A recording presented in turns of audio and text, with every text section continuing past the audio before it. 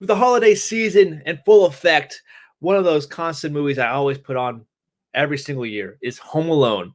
And did you know there's 5 films in the Home Alone franchise? I did before this, but if you didn't, this is the perfect time to rank all 5 films from worst to best. If this is your first time to the channel, my name is Adam, and this is Almost Sideways, a place for movie conversations. And the best way to have those movie conversations is down in that comment section down below. So make sure you leave your ranking of the 5 films or the 4 films or the 3 films, whatever, how many films you've seen, let me know in the comment section down below. Let's have a good conversation down there. Also, if you're thinking about wanting to hear more stuff from us, hit that subscribe button on this YouTube channel, as well as the show notes. There's a podcast there on Stitcher, Spotify, Pandora, and Apple. Make sure you check us out there. Okay, without further ado, let's jump into this ranking, starting at number 5. All right, kicking off my list at number 5, starting at the bottom, is Home Alone 4. Now, this is a TV film, and some of those films do have great things to offer to cinema, but this one does not have nothing redeeming whatsoever. The biggest offense is having characters from the original Home Alone movie be recasted. Like Macaulay Culkin, not in this movie, recasted to another kid. They bring Kevin back. They bring his mom, his dad, Buzz, and another sister, but they're forgetting siblings from the original movie. Big glaring offense. They don't even know their own timeline. They don't know their own canon, but they want to have this film take place after the first 2 Home Alone movies without any reference to the cousins or any of they reference past events.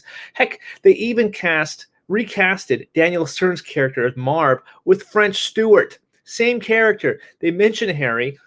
Oh my goodness. Like, this movie is ridiculously bad. They play the same song on repeat throughout the movie. Also, the movie is called Home Alone. He's not home alone. This house is full of people when these burglars are coming. And yeah, it's bad. Marv, back again. French Stewart. I love French Stewart in Third Rock from the Sun. Not in this movie. Horrible. And there's a twist in there. It was like the French Stewart's mom or Marv's mom in here as well. It's bad. The child actor and the guy that they got to play Kevin, God bless him, Mike Weinberg. Only 2 movies he's ever done, and unfortunately this movie is not a great film that he was in, and I'm sorry for him being in it. Yeah, just a glaring offensive film in this franchise. Yeah, just really bad. And like, the parents get divorced too, and like, it's just brutally bad, and Buzz is awful. They look a lot younger than they actually did in the other Home Alone movies, but again, like I said, plus like after, it doesn't make any sense. This is bad. I don't want to talk about this movie anymore. Let's move on.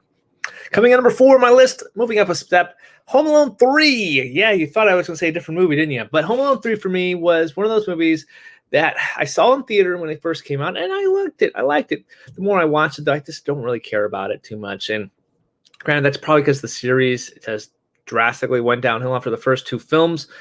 But for Home Alone 3, there was some interesting concept here. Kid was home alone, burglars were breaking into this house, but they had some like missile technology or something like that, some computer chip that's in a toy car, some interesting things they were able to do in this movie. However, a lot of the gags, a lot of the traps just weren't funny for me. The burglars just were not as charismatic as Marv and Harry. And again, I guess that a lot of that goes through the fact that we're comparing it to the original films. And Home Alone 3 for me was just, it lacked any of the laughs and some of the heart as well. And even though it's considerably better than Home Alone 4, it's just something that I'm not really interested in rewatching as well.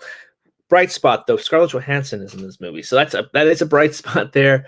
But overall, I don't care about it. Coming in number 3 on my list, Home Alone 5, The Holiday Heist. Now, surprisingly, this movie is my 3rd favorite Home Alone movie, because after binge watching this franchise, didn't really hate myself for watching this 5th film. I thought it was actually kind of entertaining. They don't have any recasted characters. It's just brand new kid, home alone.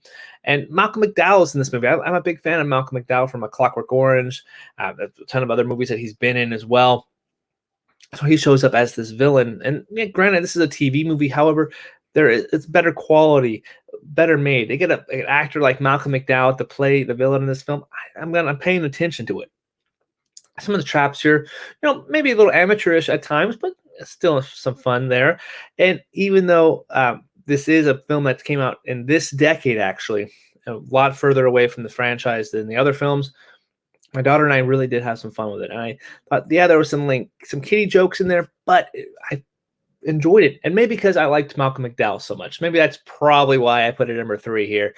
But yeah, these bottom three here, not what you're really coming to see the video for. Coming in number 2 on my list is Home Alone 2: Lost in New York.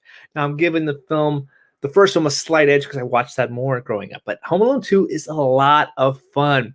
A lot of the plot is this familiar compared to the first film, but it takes place in New York, and there's actually some fun parts in there. There's this crazy pigeon lady in Central Park.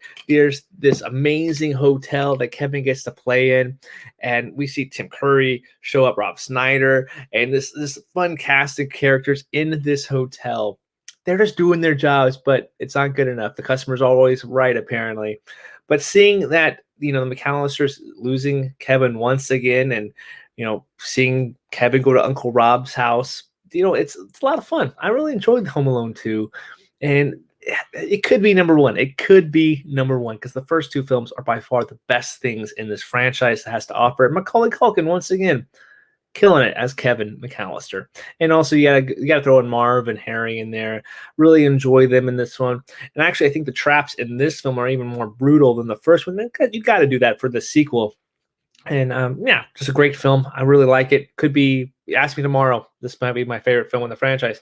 But number 1, gotta go with the original Home Alone film here.